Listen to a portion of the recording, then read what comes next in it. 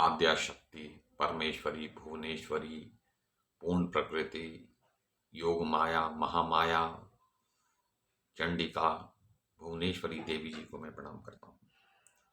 उन देवी जी की बात चल रही है जिनके बल की कोई था ही नहीं और जो किसी भी प्रकार से प्रकट हो सकती हैं। बड़ी विचित्र रीति से वो अपने रूप का निर्माण कर लेती हैं, जैसे कि हम आगे देखेंगे किस प्रकार महालक्ष्मी स्वरूप का उन्होंने निर्माण किया समस्त देवताओं की शक्ति लेकर। तो ये सब बातें आएंगी, लेकिन अभी तो देवदानव युद्ध चल रहा है और ब्रह्मा विष्णु महेश भी वहां से वापस चले गए युद्ध क्षेत्र से, क्योंकि वो समझ गए कि ये महिषासुर पुरुष हमसे तो मरेगा नहीं, तो देवी ही मारेंगी, तो वो हट गए। अब सभी देवता पुनः ब्रह्मा जी के पास गए, बोले हे प्रभु, आप हम आपकी शरण में आए हैं, कृपया हमें कोई कुछ उपाय तो कीजिए कि इस महिषासुर को स्वर्ग से हटाइए। अब ये तो इंद्र बन के बैठ गया है। तो व्यास जी कहते हैं कि ब्रह्मा जी बोले, देवताओं मैं क्या करूं, महिषासुर को वर का अभिमान है, उसे कोई स्त्री ही मार सकती है, पुरुष मार नहीं सकते, ऐसी स्थिति में मैं क्या कर सकता हूं। अतः देवताओं, हम सब लोग श्रेष्ठ पर्वत कैलाश पर चलें, वहां विशेषज्ञ, संपूर्ण कारण कार्यों के विशेषज्ञ भगवान शंकर विराजमान हैं, उन्हें अगवा बनाकर हम वैकुंठ धाम में जाएं और जहां भगवान विष्णु रहते हैं, और फिर विचारा जाएगा कि क्या करना है। इस प्रकार कहकर ब्रह्मा जी हंस पर बैठे देवताओं को साथ लेकर कैलाश की ओर चल पड़े। फिर शंकर जी बाहर आए, सबको स्वागत किया। उसके बाद ब्रह्मा जी बोले कि प्रभो शंभो, महिषासुर और अन्य बहुत से दैत्य देवताओं से शत्रुता ठाने हुए हैं और देवता दर दर की ठोकरें खा रहे हैं। वो बेचारे पर्वतों की खोह में छुपते फिर रहे हैं दानवों के भय से, और यज्ञ में सारा भाग देवताओं से छीनकर अब दानव भोग रहे हैं, क्योंकि यज्ञ में जिस जिस देवता की आहुति के नाम से डाली जाती है उसको दैत्य प्राप्त कर रहे हैं, क्योंकि स्वर्ग पर उनका अधिकार हो गया है। अतः उनसे, उन असुरों से और दानवों से पीड़ित होकर ये सभी लोकपाल आपकी शरण में आए हैं।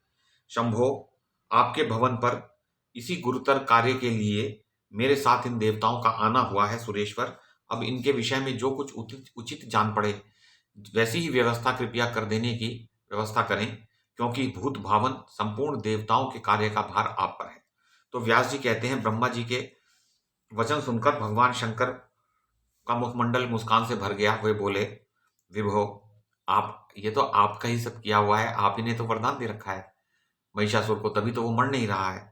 तो लेकिन ऐसी स्त्री कहां मिलेगी जो कि इसको मार सके। शंकर जी कह रहे हैं, बोले, संग्राम में पैर रखने योग्य ना तो मेरी स्त्री है ब्रह्मा जी, और न ही आपकी स्त्री संग्राम में युद्ध कर सकती हैं। वे महाभाग्यवती देवियां यदि युद्ध स्थल में संग्राम में चली भी जाएं तो फिर युद्ध में सफलता कैसे प्राप्त करेंगी, क्योंकि महाभागा और इंद्राणी को, इंद्र की पत्नी इंद्राणी को भी तो युद्ध की कला ज्ञात नहीं है, वो भी युद्ध करेगी तो कैसे करेगी। तो जब हमारी पत्नियां देवियां ही इसे नहीं मार सकती तो भला बताओ, ये कोई आसानी से मरने वाला थोड़ा ही है। अतः मेरे मन में जो विचार उठ रहा है वो ये है कि हम सब मिलकर भगवान विष्णु के पास चलें और उनकी स्तुति करके देवताओं का कार्य करने के लिए फिर उनको बार बार प्रेरित किया जाए। तो उनकी स्तुति करेंगे फिर पहले, और फिर उनसे कहेंगे। तो वे किसी प्रपंच अथवा बुद्धि से कार्य सिद्ध होने का साधन प्रस्तुत कर देंगे भगवान श्री विष्णु। तो इस प्रकार कहकर भगवान शंकर की उपर्युक्त बात सुनकर ब्रह्मा प्रभृति संपूर्ण प्रधान देवताओं ने उनका अनुमोदन किया। तुरंत जाने के लिए वे सब लोग उठकर चल दिए। भगवान शंकर ने भी साथ दिया। अपने अपने वाहनों पर सवार हो वे वैकुंठ को चल पड़े। सब लोग वैकुंठ की ओर चल पड़े। उस कार्य में सफलता की सूचना देने वाले अनेकों शुभ शकुन उन्होंने देखे। तो जब भी जो भगवान से जुड़े हुए लोग हैं, जो शास्त्र पढ़ते हैं, धार्मिक हैं, तो उनके सामने शकुन और अपशकुन प्रस्तुत होते हैं, तो जो कि ये बताते हैं कि कोई कार्य सिद्ध होगा अथवा नहीं होगा। तो शुभ की, उस समय शुभ की सूचना देने वाले जो शकुन थे वो प्रसन्न हुए। कल्याण में वायु उत्तम गंध फैलाता हुआ बहने लगा। रास्ते में जाते समय जहां तहां पवित्र पक्षी उत्तम बोली बोलते हुए मिले, शांत भाव से थे। आकाश निर्मल हो गया, दिशाएं स्वच्छ हो गईं। इस प्रकार देवताओं के यात्रा काल में मानो सभी शुभ लोग, सभी शुभ योग सुलभ हो गए। तो शुभ शकुन, शुभ योग सब सामने दिखने लगे। तो लगा कि कार्य बनेगा। अब इस प्रकार ये 7 अध्याय पूरे हुए 5वें स्कंद के श्रीमद् देवी भागवत पुराण के। अब हम आगे पढ़ते हैं। तो उसके बाद में व्यास जी कहते हैं कि तदनंतर सभी देवता शीघ्र ही वैकुंठ लोक पहुंच गए, वैकुंठ धाम पहुंच गए।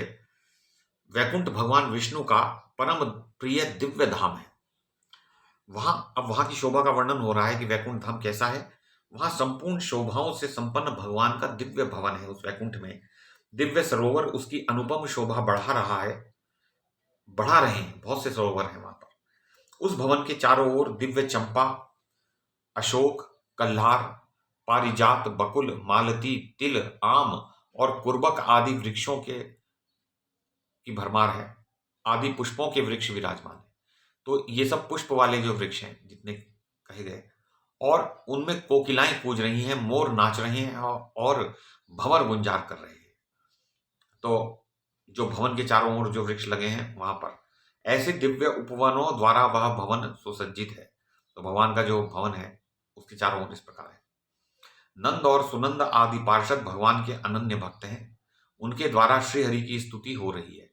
तो एक तरफ जय विजयपाल द्वारपाल हैं और नंद और सुनंद जो हैं इत्यादि उनके पार्षद हैं भगवान श्री विष्णु के।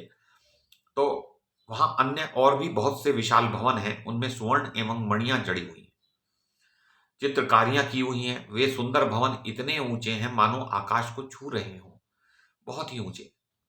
अब देखिए, जो वाल्मीकि रामायण है उसमें भवनों का जब वर्णन आता है तो उसमें भवन के लिए लिखा है कि वो आकाश में रेखा सी खींच रहे हैं।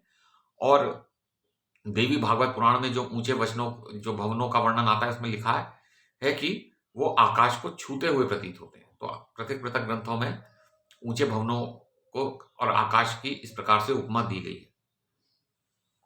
उन महलों से भगवान का भव्य भवन बिल्कुल सटा हुआ है और वहां दिव्य गंधर्व गायन कर रहे हैं। मन को मुग्ध करने वाले किन्नर मीठे स्वर में आलाप कर रहे हैं। अतएव भगवान विष्णु के भवन की अनुपम शोभा हो रही है। शांत स्वभाव वाले आदरणीय वेद पाठी मुनिगण सूक्तों का उच्चारण करके भगवान की स्तुति में संलग्न है। बहुत से मुनि भी रहते हैं वहां वैकुंठ धाम में।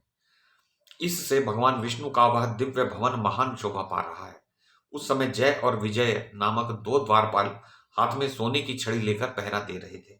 विष्णु भवन पर पहुंचते ही पहले वे ही मिले। तब देवताओं ने उनसे कहा, तुम दोनों में से कोई एक व्यक्ति भगवान विष्णु के पास जाकर उन्हें सूचित कर दे कि आपके दर्शन की लालसा से ब्रह्मा और रुद्र प्रभृति देवता आकर ठहरे हुए हैं, द्वार पर ठहरे हुए हैं। तो व्यास जी कहते हैं कि वहां पधारे हुए सब देवताओं की बात सुनकर विजय ने उन्हें प्रणाम किया और तुरंत भगवान विष्णु के पास जाकर वे नमस्कार पूर्वक भगवान श्री विष्णु से कहने लगे। विजय बोले, दैत्यों का दमन करने वाले देवाधिदेव प्रभो, इस समय संपूर्ण देवता आकर द्वार पर ठहरे हुए हैं। ब्रह्मा, रुद्र, इंद्र, वरुण, अग्नि, यमराज प्रभृति समस्त देवता आपके दर्शन करने के लिए विशेष उत्सुक हैं। वे सब वैदिक मंत्रों का उच्चारण करके प्रभु की स्तुति कर रहे हैं। व्यास जी कहते हैं, विजय की बात सुनकर रमापति भगवान विष्णु उसी क्षण अपने भवन से बाहर निकले। बड़े उत्साह के साथ उन्होंने देवताओं से भेंट की। उस समय देवता थके मांदे द्वार पर खड़े हुए थे। उनके मन में संताप की तरंगें उठ रही थीं। भगवान विष्णु ने प्रेम की सरस दृष्टि से देखकर उन्हें प्रसन्न किया। तब दैत्यों को मारने वाले वेद वर्णित देवादिदेव भगवान विष्णु को संपूर्ण देवताओं ने प्रणाम किया और उनकी स्तुति करने लगे। देवता बोले, देवेश्वर, जगत प्रभु, सृष्टि स्थिति और संहार की लीला करने वाले दया सिंधु महाराज, हम आप शरणागतों की रक्षा करने की कृपा करें। तो भगवान विष्णु ने कहा, सभी देवता आसनों पर बैठ जाएं कृपया। देवता जमीन पर लेटे हुए थे उनके चरणों में। उन्होंने कहा, आसनों पर बैठ जाइए, अपनी कुशल बताइए। सबके एक साथ यहाँ पधारने का क्या प्रयोजन है? आप लोग इतने चिंतित क्यों हैं? क्यों सबके मुखों पर उदासी छाई हुई है? ब्रह्मा और शंकर के साथ रहने पर भी आपकी यह दयनीय स्थिति कैसे हो रही है? शीघ्र ही अपना कार्य बतलाइए। तो देवता बोले, महाराज, दुराचारी महिषासुर हमें महान कष्ट पहुंचा रहा है। उस पर किसी का वश नहीं चलता। वह पापी बड़ा ही दुष्ट है। वर पा जाने के कारण अत्यंत अभिमान में भर गया है। यज्ञ में ब्राह्मणों द्वारा दिए हुए भाग भी अब वही खा लेता है। हम सभी देवता अत्यंत आतुर एवं भयभीत होकर पर्वतों की खोहों में भटकते फिर रहे हैं मधुसूदन। ब्रह्मा जी के वरदान के प्रभाव से यह महिषासुर, यह दानव महान अजेय बन गया है। अतएव इस काम को अत्यंत कठिन जानकर हम लोग आपकी शरण में आए हैं।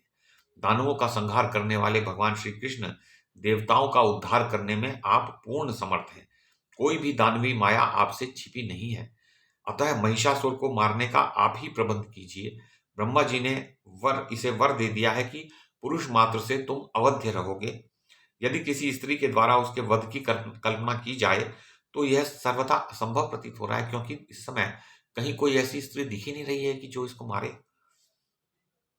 क्योंकि किस स्त्री में ऐसी शक्ति है कि जो इस समरांगण में इस दुष्ट को मारे। तो ये सब, महिषासुर नीच तो था ही, वरदान के प्रभाव से उसकी उच्छृंखलता और बढ़ गई है। अब ये जो देवियां हैं, भगवती, पार्वती, लक्ष्मी, शची अथवा शारदा, इनमें कौन है जो इस दुष्ट को मारेंगी? भूमंडल का भार वहन करने वाले भगवान, भक्तों पर दया करना आपका स्वभाव है। भला किस प्रकार इस दैत्य का निधन होगा, इस विषय में भली भांति विचार करके देवताओं का कार्य सिद्ध करने की कृपा कीजिए। अब व्यासदेव जी कहते हैं, देवताओं की बात सुनकर भगवान विष्णु का मुखमंडल मुस्कान से भर गया। अब क्या वो कहते हैं, किस प्रकार सांत्वना देते हैं, क्या उपाय निकालते हैं, ये हम देखेंगे। महालक्ष्मी का प्राकट्य हम देखेंगे, कैसे समस्त देवताओं की शक्तियों से उनका निर्माण होगा। मैं भगवती जगदम्बा, आद्या शक्ति, मूल प्रकृति, चंडिका, महामाया, योग माया देवी जी को, भुवनेश्वरी देवी को मैं प्रणाम करता हूं।